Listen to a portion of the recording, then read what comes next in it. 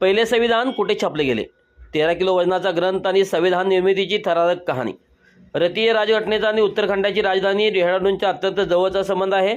आपण ज्या संविधानानुसार देशाचा कारभार पाहतो त्या संविधानाच्या पहिल्या छापील प्रती प्रिंटेड कॉपीज डेहराडूनमधील सर्वे ऑफ इंडिया येथे तयार झाल्या होत्या.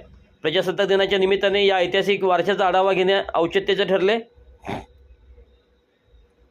भारताचे संविधान हे जगातील सर्वात मोठे लिखित संविधान आहे. हे केवळ कायद्याचे पुस्तक नसून ते अनेक संघर्ष आणि भावनांचे प्रतीक आहे. सर्वे ऑफ इंडियाची ऐतिहासिक भूमिका. संविधानाचा मसुदा तयार झाल्यानंतर त्याच्या प्रती छापण्याचे मोठे आव्हान देशासमोर होते. तत्कालीन काळात हस्तलिखित सजावटीसह संविधानाचे मूळ रूप टिकून ठेवू शकेल असे एकमेव सुसज्ज छापखाना डेहराडूनच्या सर्वे ऑफ इंडियाकडेच उपलब्ध होता.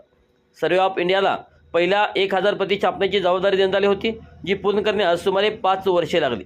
त्या काही फोटोलिथोग्राफिक तंत्रज्ञान व प्रगत तंत्रज्ञानाचा वापर करून संविधानाचा प्रत्येक पान छापण्यात आले होते. हस्तलेखन आणि सजावट. संविधान हे टाईप किंवा प्रिंट केलेले नसून ते पूर्णपणे हाताने लिहिलेले आहे. दिल्लीचे रहिवासी प्रेमबिहारी नारायण रायजादा यांनी हे संपूर्ण संविधान इटॅलिक स्टाईलमध्ये स्वतःच्या हाताने लिहिले. त्यांनी त्यासाठी 303 नंबरच्या निमचा वापर केला. शांतिनिकेतनचे प्रसिद्ध कलाकार नंदलाल बोस आणि त्यांच्या सहकाऱ्यांनी संविधानाच्या प्रत्येक पानावर भारताच्या इतिहासातील विविध कालखंडांची, सिंधू संस्कृती, स्वातंत्र्य लढा चित्रे रेखाटली आहेत. या हस्तलिखिताचे वजन 13 किलो असून त्यात 264 पुष्टे आहेत. हे 1000 वर्षे टिकू शकेल अशा खास चर्मपत्रावर लिहिले गेले आहे.